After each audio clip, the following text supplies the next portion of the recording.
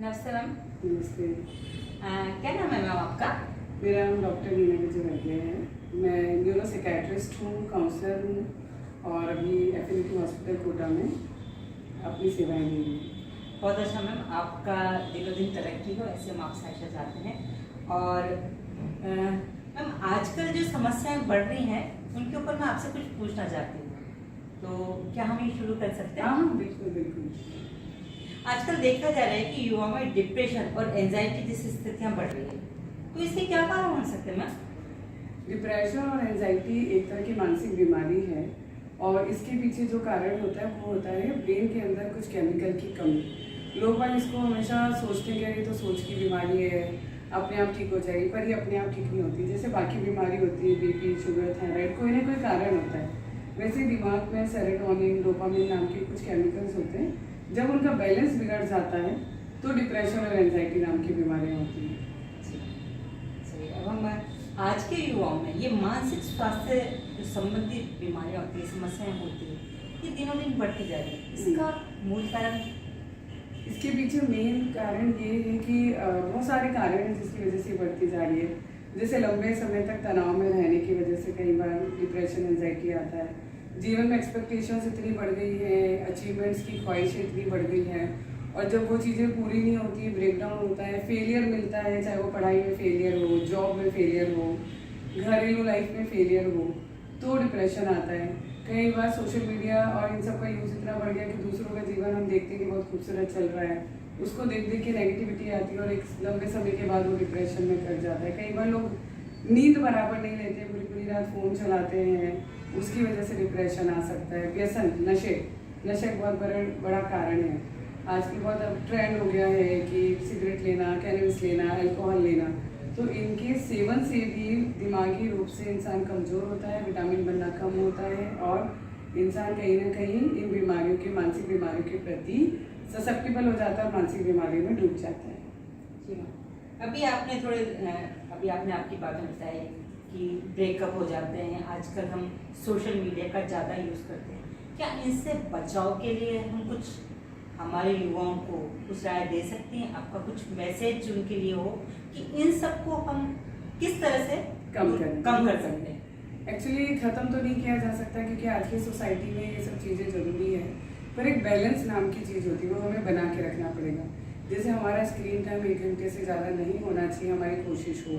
दिन भर reels scroll करना, इंस्टाग्राम, फेसबुक देखना बिना किसी काम के लिए, तो सबसे पहले प्रायोरिटी डिसाइड करें कि हमें काम होगा तो ही हम फ़ोन यूज़ करेंगे, नहीं तो हम फ़ोन यूज़ नहीं करेंगे। अननेसेसरी दुनिया भर की, क्योंकि कोई अंत नहीं है, रील्स का अंत नहीं है, वीडियोस का अंत नहीं है, यूट्यूब, फेसबुक कहीं भी चले जाओ, तो बेमतलब हम फ़ोन नहीं देखेंगे। घर में छोटे बच्चों के सामने नहीं देखेंगे, वरना वो भी यही सीखेंगे। जहाँ खाने की जगह है, जहाँ सारे फैमिली मेम्बर्स एक साथ बैठते हैं, वहाँ पे हम फ़ोन नहीं देखेंगे। तो कुछ हमें रूल्स और रेगुलेशन सेट करने पड़ेंगे कि रोज़ हमें वॉक करने जाना है, जहाँ हम फ़ोन यूज़ ना करें। एक पर्टिकुलर टाइम के लिए ही हम मोबाइल फ़ोन देखें और जितनी ज़रूरत है उतना ही देखें। दूसरा, जैसे कि आपने बोला नशे के बारे में, तो नशों से तो, क्योंकि नशा कोई सा भी हो, हमें उससे दूर ही रहना है। नशा गलत ही है, नशा नुकसान ही पहुँचाएगा, कम हो, ज़्यादा हो, छोटा नशा हो, बड़ा नशा हो, नशा नशा ही होता है। मोबाइल फ़ोन एडिक्शन भी एक तरह का नशा ही है, मोबाइल फ़ोन का ज़्यादा देखना भी एक नशा, तो उससे भी हमें बच के रहना पड़ेगा। देखिए मैम, अभी आपने कहा नशा होता है, ठीक है। अगर जो नशा होता है एक्स्ट्रा, जिसको हम बोलते हैं, जैसे जस्ट लाइक स्मोकिंग या लिकर, जो भी लोग करते हैं, उससे तो थोड़ा बहुत लोग अवॉइड हो सकते हैं। लेकिन आज के दौर में, चलते दौर में, सबसे बड़ा जो नशा है वो सोशल मीडिया। हर कोई सोशल मीडिया पे रील के चक्कर में कुछ इस तरह से कर रहा है या ज़्यादा से ज़्यादा अपना मोबाइल को यूज़ कर रहा है। आज का जो नशा है वो सिर्फ एक है, वो सोशल मीडिया।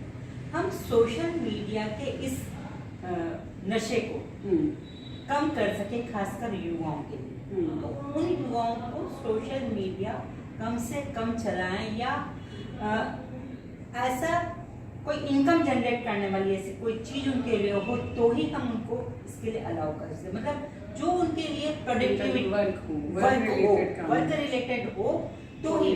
तो आप ऐसा मैसेज दें हम उन युवाओं को जो यूजलेस मीडिया यूज कर रहे हैं। वो उन्हीं के लिए, जब उन्हें रियलिटी पता होगी, आउटकम पता होगा, तो अपने आप बंद हो जाएगा।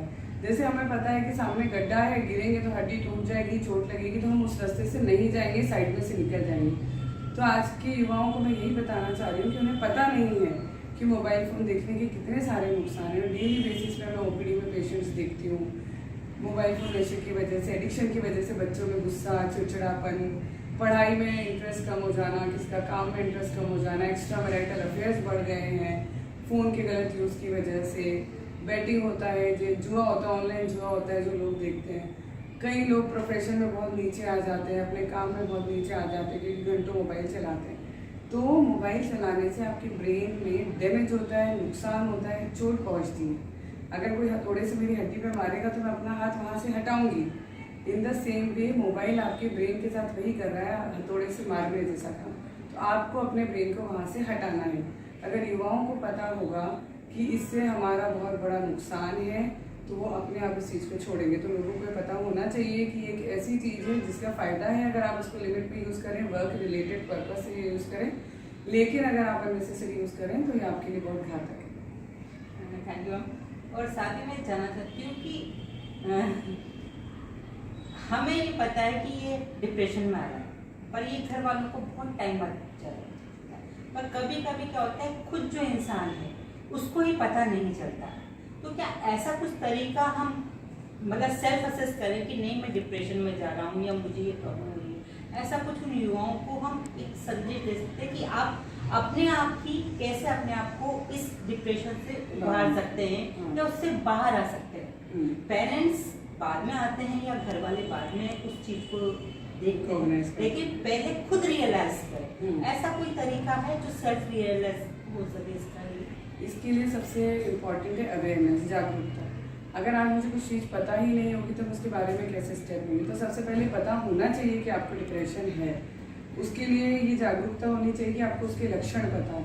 अगर पेशेंट को उसके लक्षण पता होंगे कि बिना किसी कारण के मन उदास रह रहा है, किसी काम में पहले जैसा मन नहीं लग रहा, मज़ा नहीं आ रहा, खुशी नहीं मिल रही है, पहले की तरह नींद साउंड स्लीप नहीं आ रही, नींद डिस्टर्ब है, कम है या ज़्यादा है, भूख कम है या ज़्यादा है, मन में चिड़चिड़ापन, गुस्सा बढ़ गया है, पढ़ाई में इंटरेस्ट नहीं आ रहा है, जो नॉर्मल गतिविधियाँ हैं वो स्लो हो गई है, कहीं भी मन खुश नहीं रह रहा है, किसी से बात करने का मन नहीं कर रहा, शरीर में जगह जगह दर्द हो रही है, बहुत सारे लक्षण हैं। अगर इनमें से कुछ लक्षण, over thinking, negativity, concentration, confidence, performance down होना, अगर आपको लगता है बिना किसी कारण ये लक्षण आ रहे हैं और 14-15 दिन से ज़्यादा इन्हें हो गए हैं, तो नो डाउट आपको समझ लेना चाहिए कि आप डिप्रेशन में हैं, आपको साइकियाट्रिस्ट की मदद लेने की ज़रूरत है। घर वालों को बताओ अगर वो समझते हैं, उनके साथ अगर वो नहीं समझते तो भी डॉक्टर जरूर समझें। तो आप साइकियाट्रिस्ट को दिखाएं, साइकियाट्रिस्ट की मदद लें, क्योंकि एक बीमारी है जैसे बाकी बीमारियों के लक्षण होते हैं कि वायरल हुआ तो खांसी जुकाम बुखार, तो ऐसे इसके सारे लक्षण होते हैं जो मैंने बताया डिप्रेशन के, और भी बहुत सारी मानसिक बीमारियाँ होती हैं। तो वो चीज़ आप खुद समझें और साइकियाट्रिस्ट की मदद लें, क्योंकि ये बीमारी है और जैसे बाकी बीमारियों के इलाज होते हैं इसका भी इलाज संभव है। अभी आपने कहा कि मानसिक बीमारियां कम, तो आप सूक्ष्म बता सकते हैं किस तरह की मानसिक बीमारियां हो सकती हैं? मानसिक बीमारियां बहुत सारे तरह की है, जैसे कि अभी मैंने डिप्रेशन के बताया। ऐसी एक बीमारी होती है एंजाइटी, जिसमें घबराहट होना, बेचैनी होना, सुकून नहीं मिल पाना, कभी कभी लगना कि शरीर में ठंडे गर्म पसीने आ रहे हैं, अचानक से वाइब्रेशन हो रही है, हाथों में कंपन हो रहे हैं, दिल की धड़कन तेज महसूस हो रही है, ये होती है एंजाइटी। ऐसे शिज़ोफ्रेनिया होता है जो जैसे पेशेंट एकदम से बहकी बातें करने लगे, बहका व्यवहार करने लगे, शक वहम करने लगे, दो लोग मेरे बारे में बातें कर रहे हैं, मेरे खिलाफ बातें कर रहे हैं, साजिश रच रहे हैं, मुझे मारना चाहते हैं, कानों में आवाज़ें सुनाई देना, अकेले में बैठ के बड़बड़ बातें करना, घर से भाग जाना, गुस्सा, चिड़चिड़ापन, मार पीट। ऐसी बीमारी होती है मेनिया। मेनिया में इंसान बहुत तेज़ी में आ जाता है, बहुत बातें करना, बड़ी बड़ी बातें करना, खूब शॉपिंग करना, खूब पूजा पाठ करना, जो भी चीज़ करता है अति में करता है, कम सो के भी बहुत ज़्यादा उन चीज़ों को करता है, बहुत एनर्जी बढ़ जाती है उसमें। तो ये छोटी मोटी बीमारियाँ से बहुत सारी होती है, जैसे बच्चों में कई बार बुद्धि की कमी या पढ़ाई में अच्छा नहीं कर पाना, बिस्तर में पेशाब कर देना, छोटी छोटी बीमारियाँ होती हैं जो बच्चों में उनके एकेडमिक्स को डिस्टर्ब करती है। कोई बच्चा बहुत, जैसे हम कहते हैं ना कि ये तो बहुत ही शैतान बच्चा है, ADHD जिसे कहते हैं, कि बच्चा प्रॉपर अटेंशन नहीं दे पाता, हाइपर एक्टिव होता है, क्लास में यहाँ बैठा, यहाँ गया, वहाँ गया, इसकी पेंसिल छीनी, उसका रबड़ छीना।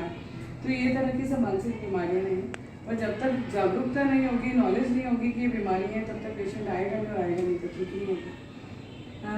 मैम आपने कहा कई बार खुद सेल्फ असेस भी हो जाता है कि हमें शायद इस तरह का हो रहा है। तो कई बार क्या होता है उसको पता नहीं होता, उसके पेरेंट्स को या जो भी पारिवारिक लोग हैं उनको ये पता चल जाता है कि इसको कुछ ना कुछ ऐसी बीमारी है। लेकिन जब वो उनको बात करते हैं कि एक बार तुझे डॉक्टर को दिखाएं या जो भी पर्सन है तुझे या आप जो भी है हम उनको बोलते हैं, लेकिन वो वहाँ तक नहीं आना चाहता। तो ऐसा क्या तरीका अपनाएं कि वो डॉक्टर से मिलने के लिए एग्री हो जाए? कई पेशेंट्स मतलब साइड से ही होती है कि वो बीमार हैं, क्योंकि वो ये समझ ही नहीं पाते कि हमें मानसिक बीमारी है, पर उनका व्यवहार इतना बदल जाता है कि साथ वालों को समझ जाता है कि मानसिक रूप से स्वस्थ नहीं है। तो सबसे पहले उनको काउंसिल करें, प्यार से समझाएं कि हम मदद लेते हैं। और फिर भी अगर पेशेंट बहुत रिजिड है, डॉक्टर के पास नहीं आना चाह रहा है, तो ऐसे केसेस में जो हम करते हैं कि कई बार पेशेंट्स को हम दवा गोली दे के लाते हैं, ज़बरदस्ती करनी पड़ती है। कई बार पूरी टीम जाती है हॉस्पिटल से, पेशेंट को समझाती है, नहीं समझते तो इंजेक्शन दे के लाते हैं। कई बार थोड़ा सा बहला फुसला के झूठ बोल के लाना पड़ता है कि अच्छा मैं दिखाने जा रहा हूँ तो मेरे साथ चल चल, क्योंकि पेशेंट की मदद करना बहुत ज़रूरी है। पेशेंट तो कभी नहीं समझेगा, वो तो दिन ब दिन डेटोरेट होगा, ख़राब होगा, बिगड़ता जाएगा, उसको कभी समझ नहीं आएगा कि मैं मानसिक रोगी हूँ।